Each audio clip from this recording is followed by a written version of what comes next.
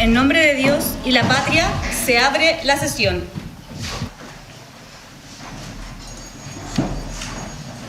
Recibimos en primer lugar a don Juan Ignacio González Errázuriz, abogado, obispo de la diócesis de San Bernardo. Muy bienvenido. Tiene 15 minutos para hacer su exposición. Esta invitación y lo que voy a hacer para ahorrar tiempo es leer una minuta que he preparado que dice así: agradecemos la audiencia que nos ha concedido el Consejo Constitucional. Actúo en representación de la gran mayoría de las confesiones religiosas en Chile, cuyos representantes principales se añaden al final de esta minuta presentación. Queremos expresar que estamos en lo esencial de acuerdo en la fórmula con que el artículo 16.13 ha abordado la libertad religiosa y de conciencia propuesta por la Comisión de Expertos. En este breve escrito abordaremos las diversas enmiendas que los consejeros han introducido al señalado artículo. Expresamos que sustancialmente las enmiendas propuestas por los consejeros son adecuadas a una justa definición de la libertad de conciencia y religiosa. Se han recogido en ella algunas de las propuestas de las iniciativas populares de norma y que las confesiones propusimos oportunamente. Estimamos que la nueva manera de tratar el fenómeno religioso en la Carta Fundamental que se está redactando es una garantía para la libertad religiosa y de conciencia y un avance sustancial respecto del tratamiento de este tema en la Carta Constitucional precedente. Sin embargo, queremos señalar que hay algunos aspectos esenciales del contenido de la libertad religiosa que no están incluidos en la propuesta, que no estaban incluidos en la Comisión de Expertos y que ahora, de diversas maneras, ellas aparecen recogidas en las enmiendas propuestas por los consejeros. Varias de ellas son esenciales para asegurar la vigencia de la libertad religiosa y de conciencia. Segundo, análisis de las enmiendas introducidas por el Consejo Constitucional. Se han recogido en diversas enmiendas un elemento central como es la regulación esencial de la objeción de conciencia. En el caso de la enmienda 62.1, que establece que, comilla, el Estado no puede coaccionar a persona alguna para actuar en contra de sus convicciones o creencias, cierre comilla, se apunta a un elemento central de la vigencia de la libertad religiosa y de conciencia. Estamos plenamente de acuerdo con esta adición. En la enmienda 62.2, que se agrega la oración «Nadie puede ser obligado a optar, profesar o practicar una determinada religión, cosmovisión o creencia en contra de su voluntad», se reafirma en el ámbito constitucional otro elemento esencial que ya estaba recogido de manera menos explícita en la propuesta de la Comisión de Expertos. Estamos también de acuerdo en que se incluyen indicaciones de este tipo o parecidas. La enmienda 63.2, que agrega al numeral 13 del artículo 16, comillas, al derecho a vivir conforme a ellas, a transmitirlas y a la objeción de conciencia individual e institucional, la ley regulará este derecho garantizando su ejercicio debido respeto y protección. También consideramos que, además de los elementos sustanciales que aquí se encuentran, es importante señalar que la ley debe regular este derecho. En especial porque se podría producir una expansión indebida de sus contenidos a aspectos que no forman parte propiamente de las convicciones religiosas y morales, como es el caso de los cultos contrarios al orden público, sectas satánicas o similares, que no están cubiertas por la objeción de conciencia. Lo esencial es que la legislación no sea un elemento que restrinja lo que en justicia corresponde a las convicciones religiosas y morales de los ciudadanos. En la enmienda 54.2 de los consejeros Luchán, Jorquera, Navarrete, Phillips y Recondo, que agrega al artículo 16, número 13, para sustituir en el literal de la letra A la frase «tienen derecho a elegir que sus hijos o pupilos reciban la educación» por «tienen derecho a educar a sus hijos y a elegir su educación», nos parece que se agrega un elemento importante en cuanto directamente reafirma el derecho a la educación de los hijos y a elegir la educación. Lo que cabe observar es que esta disposición parece ser más adecuada para ser introducida en el capítulo o artículo relativo al derecho a educación, como aparece en alguna enmienda a ese rubro.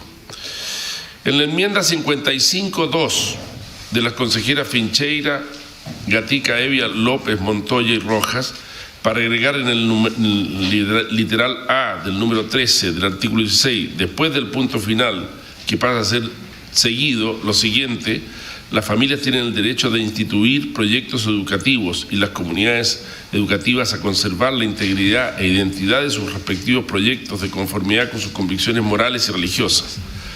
Partiendo de la observación anterior, nos parece que se reafirma una vez más la libertad de los padres y familias a establecer lo que hoy se llaman los proyectos educativos institucionales, que, como sabemos, existen no solamente en la educación particular, sino que también en la educación municipal. Se conforma esta adición con la esencia del derecho a la educación de los hijos por parte de los padres. Es por lo demás hoy día una realidad presente tanto en la educación municipal como en la particular subvencionada, y reafirmarlo nos parece muy adecuado. En la enmienda 56.2 de los consejeros Fincheira, Gatica, Evia, López, Montoya y Rojas, para sustituir el literal B del numeral 13 del artículo 16 por el siguiente, comilla, B, la libertad religiosa comprende el libre ejercicio y expresión del culto, la libertad de profesar, conservar y cambiar la religión o creencia, la de manifestar, divulgar o enseñar la religión o creencias, la celebración de los ritos y las prácticas, y todo lo anterior en público o en privado, individual o colectivamente, en cuanto no se oponga a la moral, a las buenas costumbres o al orden público. Esta enmienda nos parece que agrega algunos elementos novedosos. Incluye el libre ejercicio y expresión, término este último que se conforma mejor al lenguaje constitucional. Agrega la palabra enseñar, luego de la expresión divulgar, que también es más precisa y que cautela mejor un derecho esencial de los padres. Estamos de acuerdo con su adición. También la adición de individual y colectivamente refuerza el contenido del artículo. En la enmienda 58.2 de los consejeros Araya, Marcela, Araya, Karen, Bengoa, Suárez, Márquez, Melín, Ñanco, Pardo y Viveros, para agregar un literal al inciso 13 del artículo 16 del siguiente tenor: la adscripción a una religión no puede ser utilizada como un factor determinante en el ingreso a establecimientos educacionales, ni para la celebración, mantención o término de contrato de trabajo o de prestación de servicios. Toda discriminación por motivos religiosos es ilegítima. Se comprende perfectamente el sentido de la norma, porque nunca se puede aceptar una discriminación arbitraria e injusta.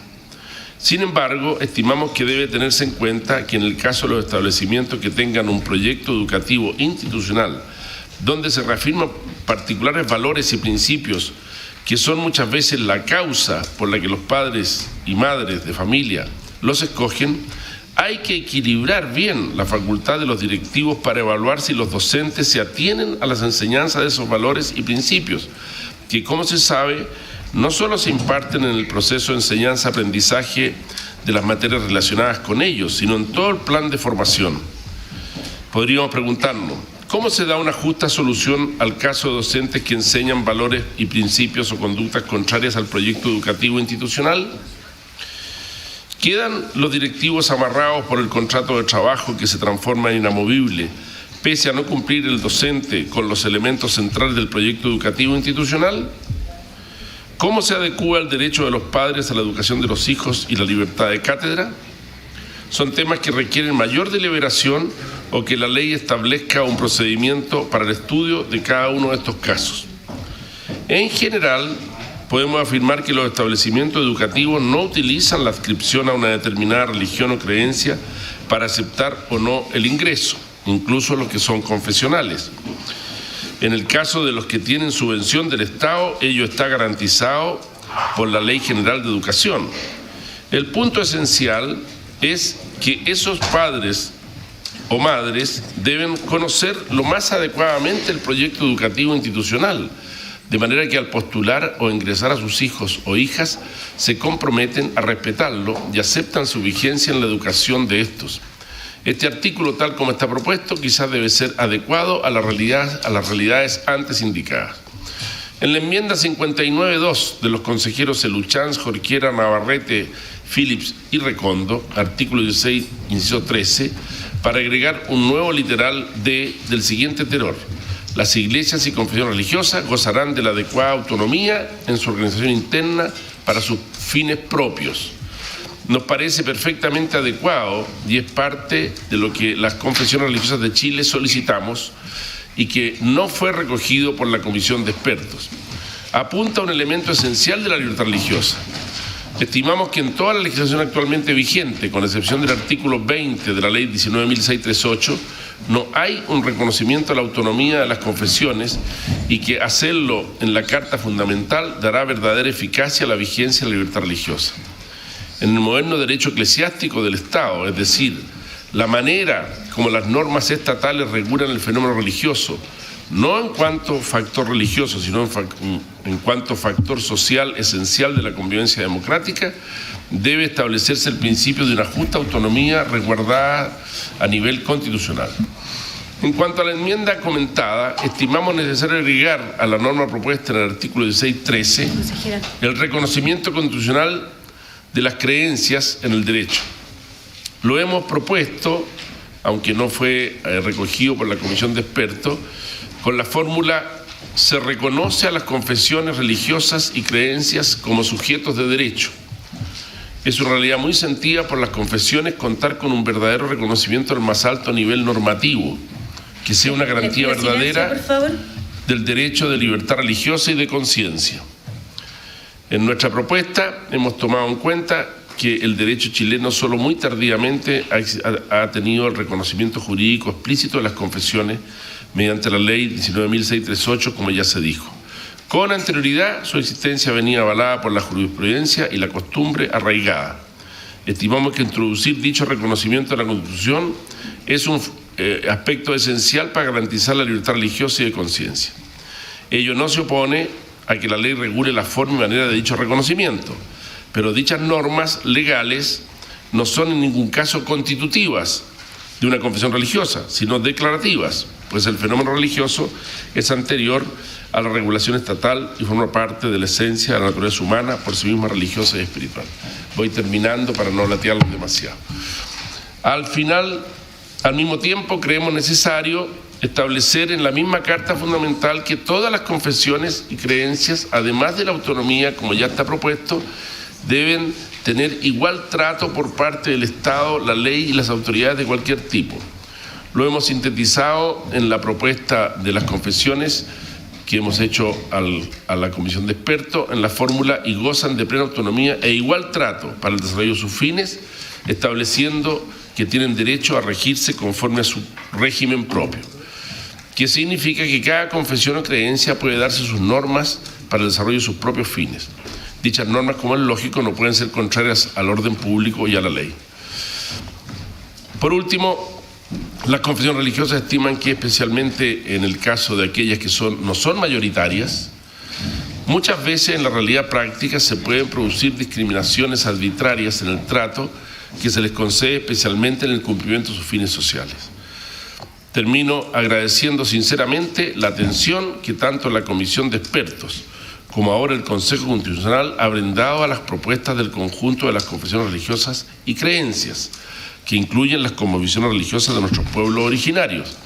Estimamos que la regulación de la libertad religiosa y de conciencia, tal como lo hemos analizado ahora, es un avance muy sustancial en el derecho constitucional chileno.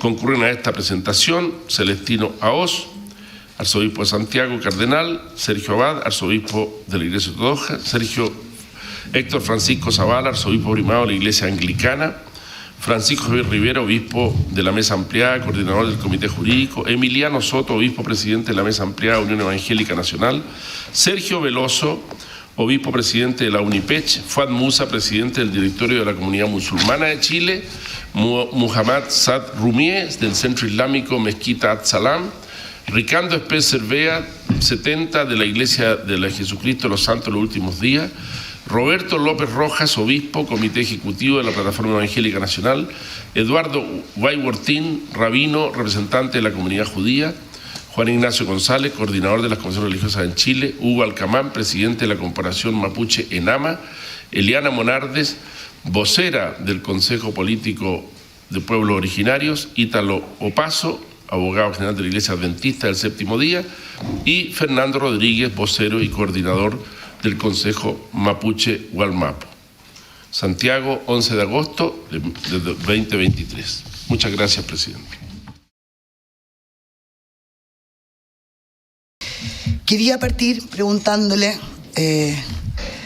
a nuestro invitado que nos ha hablado de la libertad religiosa, y lo escuché muy atentamente, y usted mencionó una de las enmiendas que como bancada, yo represento la bancada de Renovación Nacional y Evópoli, en la cual yo incorporo una enmienda, porque creo que es indispensable en el artículo 16, número 13, que no solamente, o sea, que tenemos que preocuparnos de proteger el lugar donde se realiza la libertad religiosa.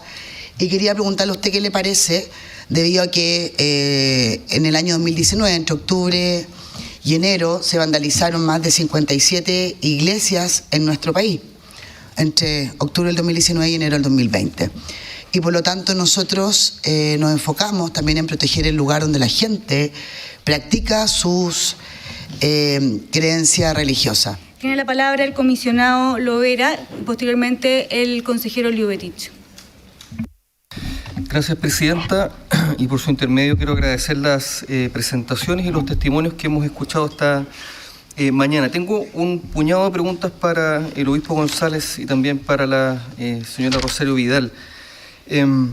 A ver, las constituciones tratan de abordar dos tipos de problemas. Uno son problemas estructurales que uno diría que siempre tienen que estar incorporados en constituciones, la forma del Estado y un núcleo de derechos y libertades, de eso no hay duda. Pero también las constituciones, se ha repetido hasta el cansancio acá, son hijas de su tiempo, ¿no? Ahora, hay constituciones que parece que pueden ser hijas de su tiempo, como la que se está elaborando acá, y propuestas que parece que no pueden ser hijas de su tiempo, como la maldecida, ¿no?, propuesta de la nueva constitución. Y hemos efectivamente abordado problemas hoy día acuciantes que parece que requieren alguna respuesta constitucional, independientemente de la postura que uno o una tenga respecto a las propuestas específicas, ¿no? Seguridad, terrorismo, migración, paridad, sistema político, justicia y reparación, por nombrar algunos ejemplos. Entonces, mi pregunta es, ¿cuál es el problema que hoy día aqueja de esa intensidad a las iglesias como para merecer este verdadero código moral que yo estoy viendo en las enmiendas, ¿no? Porque yo diría, ¿no?, preliminarmente, que si hay un problema a nivel del ejercicio de la libertad de religión, bueno, es la discriminación entre las iglesias, ¿no? Es la falta de atención del Estado respecto a varias iglesias en favor, en cambio, de una o un puñado en particular. Y yo entiendo efectivamente el punto que manifestó la consejera recién a propósito de la quema de iglesias, pero es un fenómeno, yo diría, excepcional durante el estallido. O sea, nadie diría que si tomamos en cuenta la cantidad de supermercados que fueron saqueados, bueno, vamos a incorporar algo así como una suerte de libertad de emprendimiento, ¿no?, en materia de supermercados, no específicamente producto de un periodo de tiempo que todos estaremos de acuerdo en reprochar fue algo excepcional. Lo segundo, respecto a la objeción de conciencia, ¿no? Y yo creo que acá, cuando uno introduce una objeción de conciencia en los términos amplísimos en que se está proponiendo, bueno, uno tiene que comprarse, permítame la expresión así, la caja de Pandora completa, que no es una expresión mía, sino que de un artículo del Harvard Law Journal. Porque, claro, si uno tiene una objeción de conciencia amplísima, conforme a la cual uno puede reivindicar sus convicciones para eximirse del cumplimiento de obligaciones legales, bueno, ¿cuáles son esas convicciones que uno puede esgrimir? Yo no veo en principio, por ejemplo, ninguna razón para dejar el satanismo fuera o como contrario al orden público. Ninguna. De hecho, hay un par de casos interesantes, creo yo, en la experiencia norteamericana, donde algunas iglesias o conglomerados satánicos lo que están pidiendo justamente es el reconocimiento, ¿no?, de ser religiones, justamente para efectos de eximirse. Veamos cómo se da esta caja de Pandora, ¿no? Para eximirse de las regulaciones legales que prohíben el aborto. Entonces, como por ejemplo para el Satanic Temple, el cuerpo de una o de uno es individual y solo está sujeto al arbitrio de una o de uno, bueno, la prohibición del aborto es una regulación legal respecto a la cual yo me quiero eximir en virtud de mi convicción satánica, digámoslo así, ¿no? Que yo no veo por qué es contrario al orden público. Yo tocaba en una banda satánica batería y orden público nunca comprometimos. Comimos mucho rallado primavera y guantanes en las previas, pero fuera de eso no veo nada más en contra del orden público. Y lo otro que tiene que ver con las intervenciones que recién escuchamos, ¿no? Que tiene que ver con cómo el derecho se vincula con hechos y regulaciones, porque no es cierto o no es necesariamente así que algo que es real en el mundo fáctico, pero aún así discutible, tenga que ser regulado de la misma forma por el derecho. Es decir, algo puede efectivamente tener lugar en los hechos, pero ser regulado jurídicamente y constitucionalmente de manera diversa, ¿no? Y yo comparto con usted, lo comparto completamente. Las entidades religiosas, la religión es un fenómeno probablemente anterior al Estado, que tiene un reconocimiento legal. Enhorabuena. Tiene la palabra el consejero Liubetich. Gracias, Presidenta. Aprovecho de saludar a nuestros invitadas y nuestros invitados y consejeras, consejeros, expertas y expertos. Quiero hacer dos preguntas, una al obispo, a Monseñor. Sin duda hay que reconocer el derecho a impulsar proyectos educativos autónomos y con las perspectivas que una comunidad pueda plantearse y desarrollarlo en esa perspectiva. Y en ese proyecto concurren personas, digamos, a colaborar, a trabajar, a establecer relaciones laborales en esa línea. Y uno creo que es razonable pedir que, obviamente, en el caso de profesores, se ajusten a ese proyecto a los efectos de impartir y sean coherentes con el proyecto, en decisión propia de esa persona si concurre o no allí. Pero a propósito de un reciente fallo de la Corte Interamericana, las características u opciones personales de esas personas pueden ser incidentes en las decisiones que tomen, por ejemplo, estos proyectos educativos, considerando que esa persona imparte razonablemente bien los contenidos que son propios de ese proyecto educativo, pero tiene unas opciones personales, como en el caso del reciente fallo de la Corte Interamericana de identidad o de orientación sexual propias y muy respetables. ¿Es razonable que estas se conviertan en un inconveniente a los efectos, un obstáculo para que siga impartiendo, desarrollando sus responsabilidades laborales en el marco de ese proyecto educativo? Y un comentario y pregunta para el obispo González Errázuriz. En lo particular, creo que una nueva constitución debe asegurar que las personas tengan la libertad de profesar las creencias espirituales que estimen convenientes para sí mismas, dentro de un Estado laico que debe supervigilar el correcto funcionamiento de todas las organizaciones, entre ellas las iglesias y los cultos, por la sencilla razón de que reciben un importante beneficio estatal en materia de impuestos, dado que son realmente beneficiadas con la exención de pago de toda clase de contribuciones a las dependencias destinadas a un culto. Mi pregunta es, si las iglesias y cultos religiosos, aparte de ser grandes generadoras de riquezas económicas, son además estructuras de influencias en las políticas públicas, que se expresa con la presencia suya, señor obispo, en esta comisión de resolución constitucional, ¿no cree que es de toda justicia que las iglesias y los cultos deberían estar afectas al pago de impuestos, contribuciones o al menos auditadas como cualquier otro sujeto de interés en nuestro país? Nada, tiene la palabra la consejera Gatica. Saludar a todos los presentes y agradecer a los expositores. Mi pregunta va para don Juan Ignacio, por su intermedio, señora presidenta. Si podría profundizar en la diferencia de educar a los hijos y escoger la educación de los hijos. Y también hacer una observación respecto del tema del ataque que se sufrió en octubre a las iglesias. No fue algo tan simple.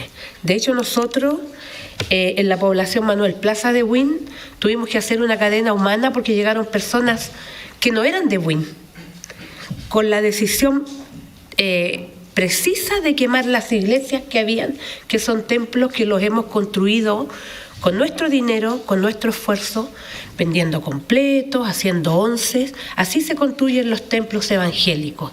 Y después de construidos los templos evangélicos, se ayuda a los drogadictos, haciendo evangelizaciones en donde los citamos, los invitamos, vamos a sus hogares y ayudamos también a sus padres, y con el amor, porque creo que el amor es transversal, ¿cierto? El amor por el prójimo, yo creo que eso no tan solo lo promueven las personas creyentes, yo creo que si estamos aquí también es por amor a Chile. Entonces, si las iglesias son autónomas y las personas que estamos dentro de ellas las creamos, yo creo que no sería bueno que paguen impuestos, ya que además prestamos un servicio a la comunidad en las cárceles.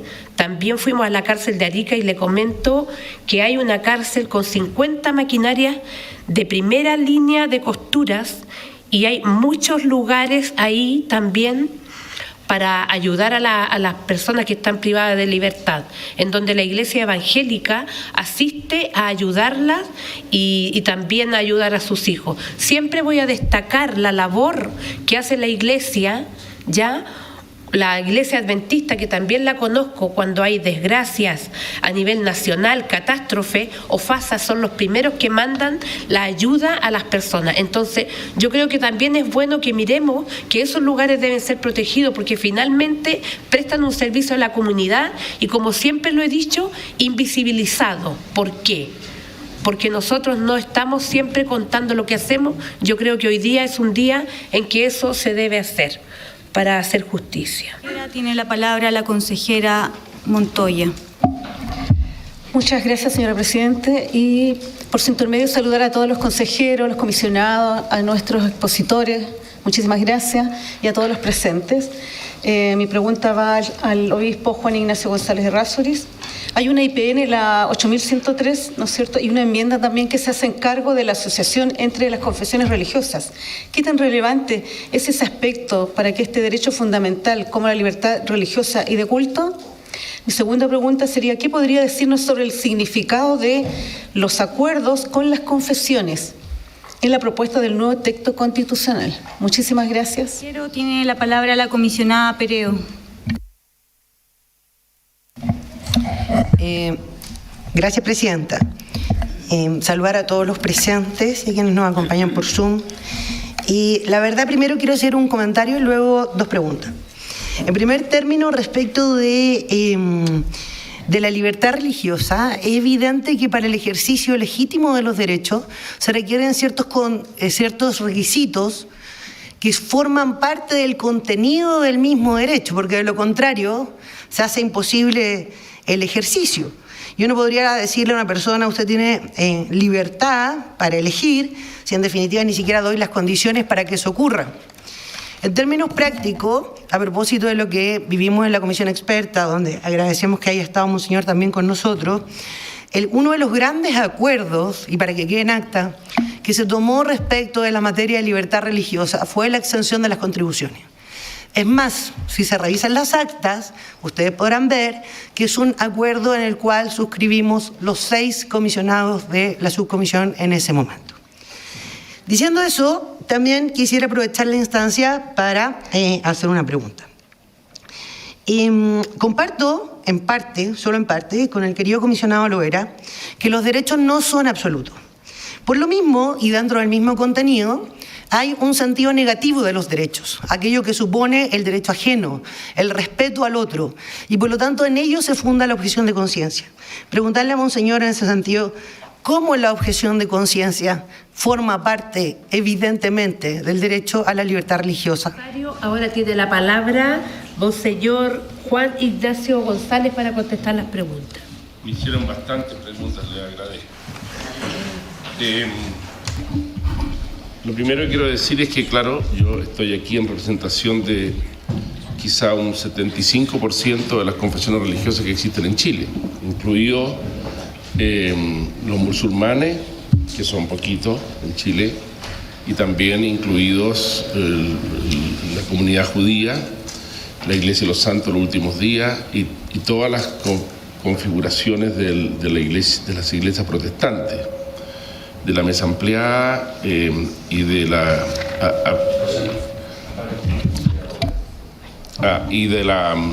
también de las iglesias pentecostales y también de los pueblos originarios, Hay 3 grandes grupos de pueblos originarios que están identificados en el documento que voy a dejar para el conocimiento de ustedes. Respondiendo, por lo tanto, a la consejera Fincheira, sí, completamente de acuerdo con ese artículo, lo vamos a incluir en nuestra indicación, nuestra minuta, porque el templo, que no es solamente el templo religioso cristiano, es cualquier templo, el templo Bajay que está allá arriba también, o los lugares de culto de los pueblos originarios requieren de una especial protección, y cuando son pasados a llevar o son criminalizados, debería la ley tener como pasa en otros países, una sanción particular. Nosotros habíamos puesto en nuestra propuesta original que pensábamos que era una forma de atentado a los derechos humanos, y sobre todo a los derechos humanos de las personas que asisten ahí. Se han quemado 60 iglesias cristianas en la zona sur, lo que significa que hay cientos de personas que no pueden rendir el culto a Dios, que es la primera obligación que tiene una persona que es creyente. Respecto de lo que ha dicho el consejero Lovera, sí, es cierto que las constituciones son hijos de su tiempo, pero se trata de que sea un tiempo largo, como Estados Unidos. No se hacen constituciones Y nosotros tenemos una bonita tradición y bella tradición en esto desde el año 25 para acá. ¿Por qué se amerita el tratamiento de la objeción de conciencia y de muchas cosas tan específicas? Porque contrariamente a lo que usted piensa, mi estimado consejero, la convicción y la creencia de la mayoría de las iglesias que yo represento estiman que en Chile no hay un adecuado reconocimiento a la libertad religiosa. Yo soy obispo de una diócesis que tiene 900.000 personas, donde está, por ejemplo, el Hospital El Pino, el Hospital Parroquial, donde hay un montón de otras realidades sociales muy difíciles, y yo me encuentro con la realidad de que una persona que está en el Hospital El Pino, que quiere llamar a su pastor para ser atendido porque está en un momento difícil, no puede entrar. ¿Por qué no puede entrar? Porque el reglamento unilateralmente dado por el Ministerio de Salud dice que tiene que estar acreditado el capellán para poder entrar, o el pastor, y si no está acreditado no puede entrar. Y esa persona quiere al pastor González, no quiere a otro. Él es su pastor. Yo quiero ser atendido porque es mi pastor. No, aquí no hay solamente un capellán, y esto pasa en las cárceles, lo mismo. Entonces, ¿qué es lo que ha pasado en Chile y qué es lo que hay que captar, y quizá en el mundo, y que ustedes se mueven más académicos, que yo también me muevo en ese mundo? Nosotros todavía no terminamos de comprender que el factor religioso es un factor social. El Estado no se preocupa de la religión por la religión. Por eso Chile es un Estado donde hay separación. El Estado se preocupa del factor social del factor religioso porque es un factor social, tan importante como otros factores sociales, más o menos en cada uno de los casos. Y por eso es necesario que en esta Constitución que se está redactando y que a nosotros nos hemos presentado ya en el anterior proceso y en este, se regulen con mucha mayor profundidad las cosas que en la Constitución del año 25 y el año 80 casi no se decían. Lo que había sobre libertad religiosa en la Constitución del 25 y del 80 era prácticamente un saludo a la bandera. La libertad de culto, que es una cosa que ya ni siquiera el término se usa, el término ya que hoy día se usa ni siquiera es ese. Nos ha costado comprender como sociedad que el Estado tiene que asimilar y tomar y regular, y eso es lo que, como sabes tú muy bien, en el moderno derecho se llama derecho eclesiástico del Estado. O sea, cómo el Estado regula el factor religioso, no en cuanto a factor religioso, porque no es competente para eso, sino en cuanto a factor social. Recordemos esa película que todos hemos visto de ese soldado que era evangélico americano, que lo mandan a una guerra en que no puede, y él no dispara, pero salva a todo el pelotón. O sea que la objeción de conciencia no tiene que ver solamente con el aborto, el derecho a la vida, tiene que ver con cosas mucho menores. A mí me tocó el caso, yo muchos años fui abogado de los carabineros, cuando era laico, hace muchos años. Me tocó el caso de leer un sumario porque tenía que leer los sumarios que se hacían por accidente en todo Chile, en que un carabinero tuvo que intervenir en un momento de conflicto y no disparó, pese a que el jefe le decía, dispara tu arma, defendámonos. No, y después, bueno, vino un momento al estudio, no, es que yo no puedo disparar el arma, porque soy de tal confesión religiosa y yo no puedo usar el arma. ¿Pero qué hacía aquí? Bueno, ahí hay una realidad que hay que respetar. Te digo, los musulmanes tienen sus objeciones. Los musulmanes tienen un problema con cómo se entierran en Chile. El profeta los mandó a enterrarse así, de costado y mirando a la Meca. Pero aquí los meten dentro de un cajón y los entierran mirando para arriba. Y nuestro libro esencial, el Corán, dice otra cosa. Y yo no puedo... Y entonces tenemos que hacer una serie de cosas y meter al personaje que murió de costado dentro del cajón mirando a la Meca. Y, bueno, y así pasa con, por ejemplo, el día en que rendimos culto al Creador. Los musulmanes el viernes, los judíos el sábado, los cristianos el domingo. Entonces, pienso que, contrariamente a lo que es cierto, no hay conflictos así como evidentes que sean motivo de persecución religiosa, pero hay muchos más conflictos. Atención de las Fuerzas Armadas. ¿Qué se hace con el Escuela de Infantería donde yo trabajo, donde yo vivo, que está con los conscriptos que son evangélicos? ¿Quién los atiende? Nadie, hay un capellán católico nomás. Porque eso es un acuerdo que tomó Chile en 1910, se creó un vicariato castrense antes de la separación de la Iglesia y el Estado. Hay que regular cómo se atiende la exigencia de un soldado que dice, yo no soy católico, yo quiero que haya un capellán aquí. No, es que hay un capellán nombrado nomás, ¿usted se atiende con él o no se atiende? Entonces, creo que la objeción de conciencia regular, estoy de acuerdo contigo en que hay que regular, que por ley hay que regular cómo, porque se pueden producir conflictos.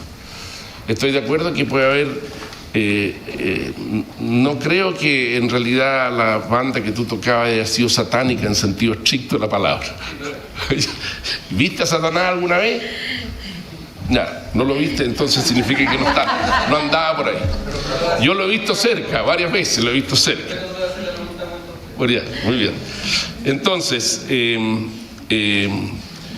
a mí me acaba de pasar, nos acaba de pasar en la iglesia que una determinada entidad religiosa pidió acceso de televisión abierta digital.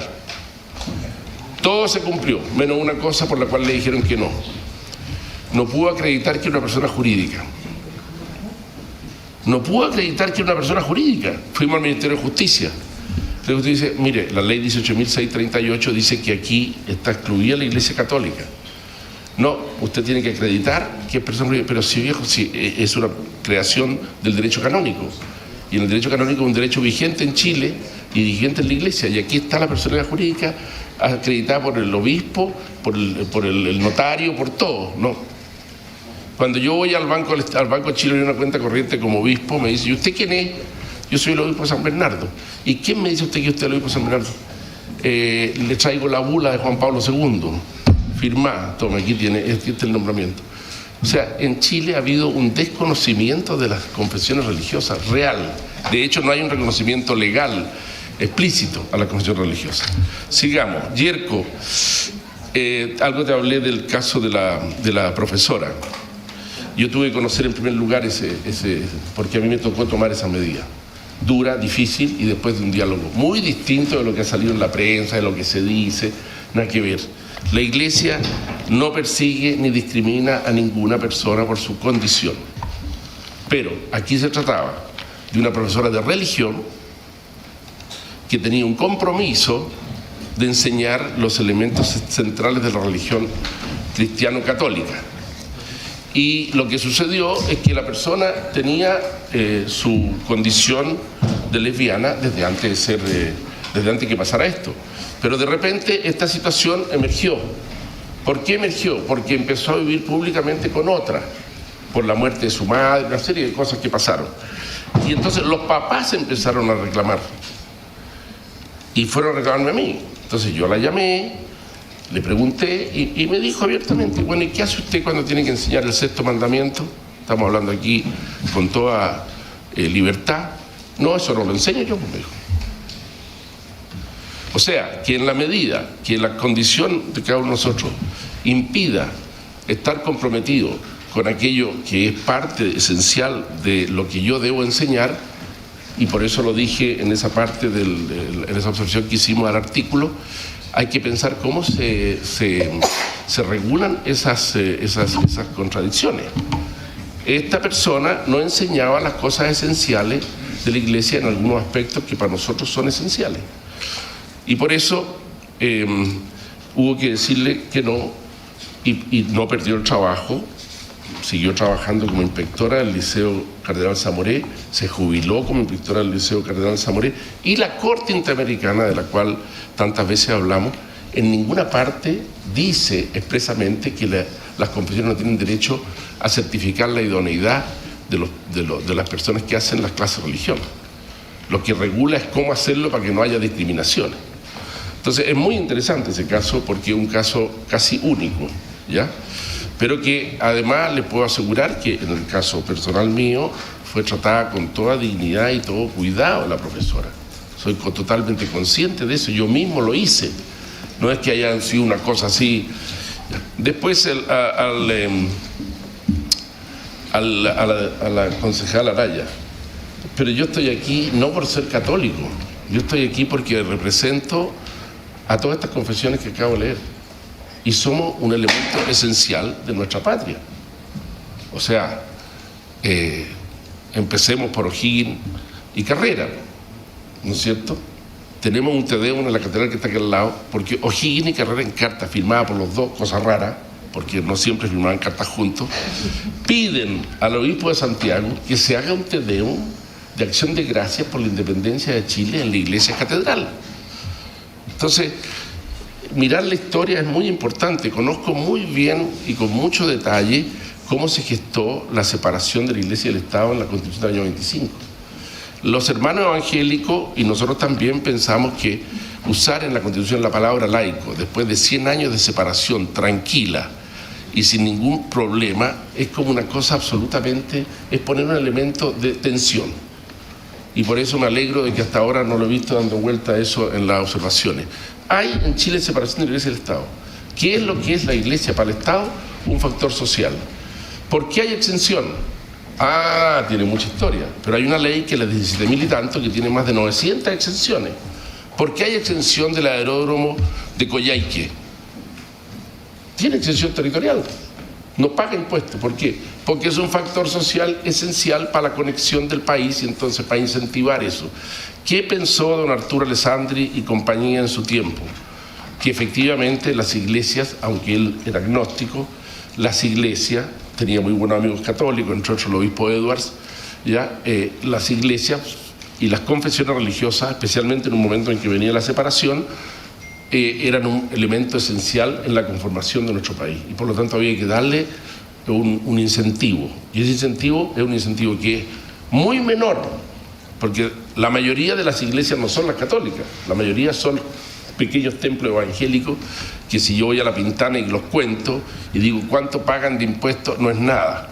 Pero lo interesante es que no es un privilegio a una iglesia o a las iglesias, es una manera en que el Estado incentiva y muestra su interés por factores sociales, los hospitales, las universidades, los colegios, los jardines infantiles, los aeródromos, un club de adulto mayor de no sé dónde que sacó exención y se le dieron la exención territorial, y hay más de 900, así. Entonces, no estamos en un privilegio. Por último, decir, ¿cuál es la diferencia? Un elemento importante. En la Constitución del año 25, cuando se separó la Iglesia y el Estado, si uno lee lo que ocurrió con detalle, en las memorias de don Arturo Alessandri y sobre todo en las memorias del embajador Subercaseaux, aparece claro que la Constitución del año 25 se separaba, pero había un acuerdo jurídico. Ese acuerdo jurídico existe, está redactado, pero Alessandri tuvo que irse del país y nunca se llevó a cabo. Y el embajador Subercaseaux dice, faltó solo una cosa, el concordato, como se llamaba en ese tiempo, que regulaba las relaciones entre las confesiones religiosas y el Estado. Y por eso hemos puesto ese artículo sobre los acuerdos. Porque, como ha dicho nuestro intendente, que ya debe haberse ido a trabajar seguramente ahí, intendente o no, dice, hay que actuar con coordinación e integración de los actores. No puede ser que en Chile la asistencia religiosa de una persona que está en un hospital público o privado dependa de un acto unilateral de la autoridad, porque es un derecho que tiene que ser regulado. Y lo que pretendemos las confesiones religiosas, como es en Francia, como es en Francia, como es en España, como es en casi todos los países del este europeo, como es en casi todos los países de África, como es en Brasil, como es en Argentina, como es Perú, es tener un acuerdo jurídico que regule esto, la educación, el servicio militar, la asistencia en los hospitales, etc. Por último, y para ir terminando, la consejera Gatica me preguntaba qué diferencia hay entre educar a los hijos y enseñar a los hijos. Educar es una labor que está habitualmente relacionada con el proceso de enseñanza-aprendizaje propio de lo formal, pero enseñar a los hijos es una cosa que está en el ámbito de la familia. Y resulta que nosotros, por muchas razones que no es el caso de analizar aquí, hemos ido delegando la enseñanza, la educación de los padres en los establecimientos educacionales de cualquier tipo que sean. Y resulta que la familia ha ido perdiendo su capacidad de ser el lugar de aprendizaje. Y esto lo veo yo en la realidad social que me toca vivir a mí, en el mundo donde estoy yo, y por lo tanto pienso que por eso que dijimos que esa adición nos parece muy bien. Ya le expliqué a la concejal Montoya, a la consejera Montoya, el tema de los acuerdos. No es una asociación en el sentido estricto de la palabra, es un acuerdo. Tenemos que, siendo las confesiones religiosas un fenómeno que no es un fenómeno que está entre el Estado y la persona, es de otra naturaleza, tiene una autonomía distinta, tiene que ser respetado por la legislación y por la Constitución también de una manera distinta. Por último, quisiera decir e insistir en una pequeña idea. Yo pienso que, dado la realidad que yo estimo muy providencial, de que ustedes estén redactando una carta fundamental para el Chile futuro, todas estas cosas que estamos hablando, en la medida en que queden lo más verdaderamente bien expresadas, con justicia para todos, con equilibrio, sin ninguna cosa que pueda hacer, no, esto es de un lado, esto del otro. No, va a ser un bien inmenso para el país y va a traer paz. Eso es lo que pensamos las confesiones religiosas, especialmente la Iglesia Católica, y aquí hablo como título de obispo. Pero también pienso que no puede ser que en Chile todavía la Iglesia no cuente con un estatuto, un reconocimiento jurídico verdadero. Se hizo en tiempo el presidente Elwin con la ley 19.638, que a mí me correspondió trabajar con ella, y ahí quedó claramente establecido que las iglesias y confesiones anteriores a esa ley se regían por sus propias normas, por su propio derecho. La Iglesia Católica tiene derecho, tenemos un código de derecho canónico que es como el Código Civil de este porte, y que rige en Chile, y hay unas normas complementarias que dan todos los obispos de Chile, y yo como obispo de San Bernardo puedo dar normas, por ejemplo, sobre la vacación del clero, las vacaciones del clero, cuánto tiempo es, qué sé yo, porque la ley me mandata a mí, la ley canónica me mandata, y usted tiene que regular las vacaciones del clero, y así muchas otras cosas más. Por eso que insistiría en que se fuera hacia un reconocimiento jurídico de las confesiones religiosas, que, como leí, y con esto termino, no significa que el Estado, al hacer en este momento la ley que regula las confesiones religiosas en el Ministerio de Justicia, hace que le pase lo que le pasó a esta institución. Como no estaba en ese listado, y el Ministerio decía no puede estar, porque el artículo 20 dice que usted es anterior, esta Iglesia Católica es anterior a esta ley, entonces usted no tiene personalidad jurídica para el Estado chileno. ¿Pero cómo? Ya pasó que un tribunal electoral desconoció a la Universidad Católica como persona jurídica, y la Universidad Católica fue creada y fue reconocida por ley del Estado el año 30 y tanto, 40 y tanto, pero es una entidad eclesiástica. El derecho canónico es un derecho que en Chile, y el derecho de otras confesiones, tiene que tener no solamente, sino que tiene que ser reconocido. Cuando haya conflicto hay que arreglarlo, porque nadie puede ir contra el bien común y contra la ley del Estado. Muchas gracias, presidente.